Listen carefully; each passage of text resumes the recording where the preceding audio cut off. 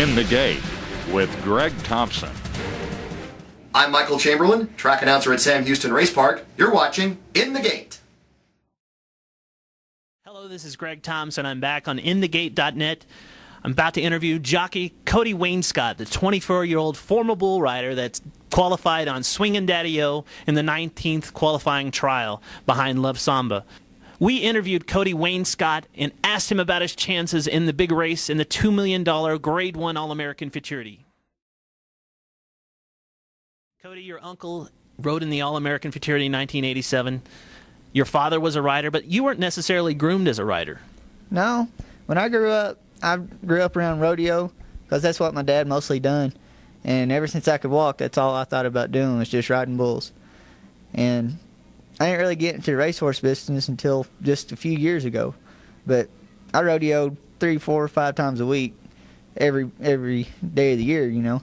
So it's just something I grew up doing and wanted to do was try to make the NFR and the PBR finals, you know. Cody, you've only been riding almost less than a year right now, and you must be feeling a lot of different emotions as we go getting closer to the All-American Futurity on Labor Day. Yes, you know, I'm real excited about the way things have been going since I've started riding. You know, it ain't even been a full year yet, and, you know, I've been fortunate enough to run into Brad Bolen and Deborah Godovac, and, you know, they got good horses, even real good 2-year-olds, and then the older horses are real good. You know, I met them at Remington, and we had a real good meet up there. And I won Deb, leading owner, up there. And we had a really decent meet. And then we come out here for the first Futurity and qualified 2 for the Rio Dosa. And, you know, I've been pretty fortunate for Brad. I've qualified for 4 different Futurities for Brad. And, you know, we've done pretty good so far, so I hope we can keep it rolling. Cody, you were in the 19th trial, finished second behind Love Samba, of course, the fastest qualifier on Swingin' Daddy-O. Horse looked like he was lugging in the lane. What is a different tactic, or are you going to change tactics as you go postward for the All-American Futurity? Well, yes, we've talked about it a little. He broke really good and run straight for a long ways, and then the further we got, the more he wanted to get in. And I think what I should have really done was switch sticks and would have been all right, but I didn't do it, you know, because big race, first time, you know, I got a little excited. But, you know, we're going to calm things down, and in the finals, we're going to do things right. And if I have to, I will go left-handed on him, and you know, I think he'll do all right that way. Of course, you probably grew up thinking about winning the All-American Futurity with your family being in racing. It's always been a big race in your family. As you go postward, I'm assuming a lot of your family is going to be in the stands, is probably watching at home on TVG. Kind of give us an idea of what it would mean for you to win the All-American Futurity. Oh, it'd be a dream come true, you know, especially accomplish that and not even be riding a year, and most guys, you know, go a lifetime without doing it. And I think it'd mean a great deal to all my family and me. You know, a bunch of them are going to be here, and then the ones that can't are going to be watching it on TV. And it'll be real exciting if we do get to win. Well, Cody, good luck to you.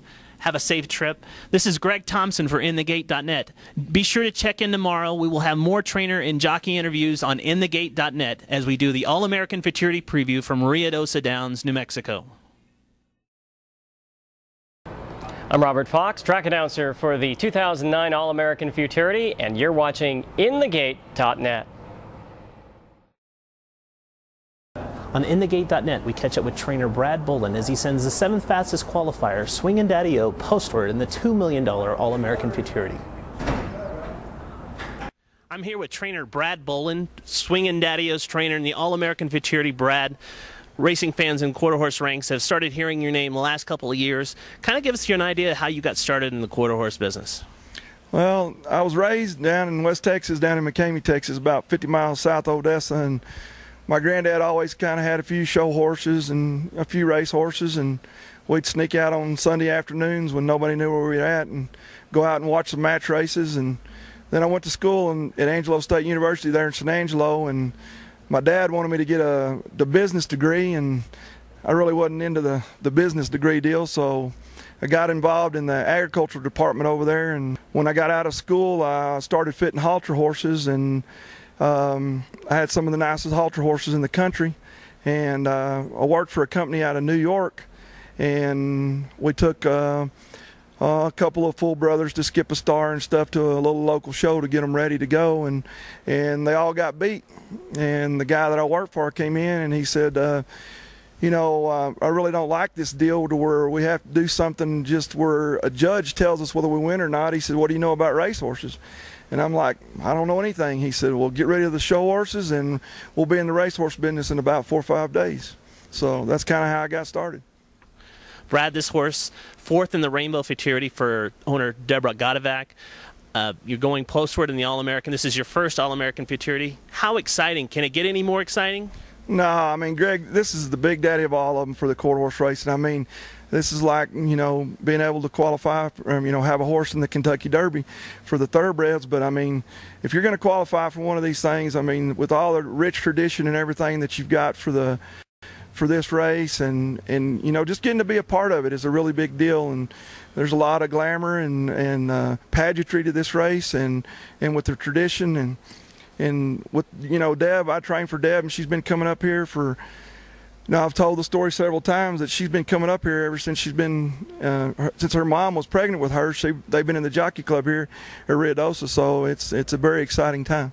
Very exciting. You mentioned that you've got a couple fans coming out of the woodwork, some old friends of yours noticing that you're in the All-American. Well, like I was telling you earlier, I grew up down there in McCamey, Texas, and my graduating class was about 44, and some of those people I hadn't heard from in 20, 25 years, and I've heard from 36 of my classmates out of 44, so I thought that was really neat. Any requests for tickets? A lot of requests for tickets, Brad, this is still a maiden. You've drawn the 7-hole. What instructions will you be giving first-time All-American jockey Cody Wainscott? Well, I'd like to just tell him we'll go to the front and improve your position, but we probably already tell him a little more than that. But, the horse tried to lug in a little bit in the trials. We told Cody, me and my assistant trainer, C.D. Lewis, C.D. rode for me for years and years, don't be afraid to switch sticks and hit this horse left-handed. If you make a mistake, you just make a mistake. But, the thing about it is he's got to run straight for us to win this race. And, Cody's a really good kid. He's really making a good rider. He's got a good head on his shoulders, and, the boy will be all right. He will be all right. Cody's going to be okay in this race. This is Cody Jensen, 2-time All-American Futurity winning jockey, and you're watching In the Gate.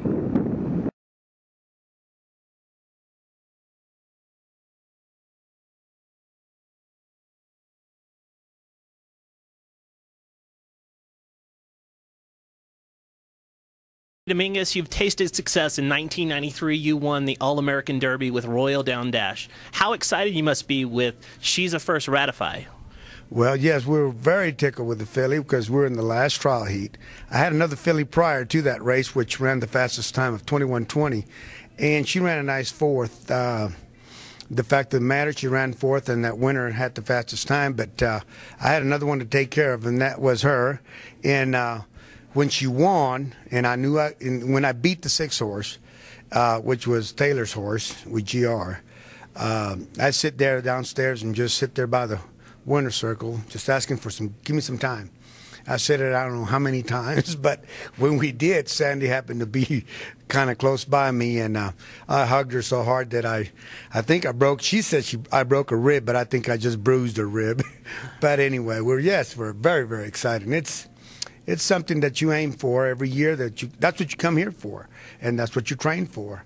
We haven't had the greatest of meat, but the track has been a little rough on us, but it's all right. Out of 12 head, finally get to run 2, and they both perform. So, and to get to show up in the big dance, and get to come to the dance floor. So that's a big plus. And I've got a shot just as good as the guy that has the fastest time, as well as the guy that has the 10th fastest time. Once you get in there, you're in. Jose, as She's the First Ratify goes postward in the All-American Futurity, has Sandy Irwin, your longtime girlfriend, thought about maybe putting some people in between you up in the stand, so if the horse happens to win, that she doesn't end up with surely broken ribs this time, or maybe a back injury? No, I don't think so. I think I'll be the first one down at the winner's circle, and I'll just wait for her to come on down with all her people she's invited, very close friends. Sandy is, the special thing about Sandy is that she thinks about others long before her, and she has welcomed people that have been from grade school, and just friends and family. And she likes to share everything with other people, and that's what kind of person she is. Jose, Best of luck to you on Labor Day. And this is Greg Thompson with In the Gate. I'm here with trainer Jose Dominguez. She's a first ratified, goes postward in the All American Futurity. Be sure to tune in tomorrow as we on inthegate.net we catch up with Kentucky Derby winner Mind That Bird, as well as trainer Chip Woolley as they go westward with the gelding to Del Mar for the Goodwood Stakes.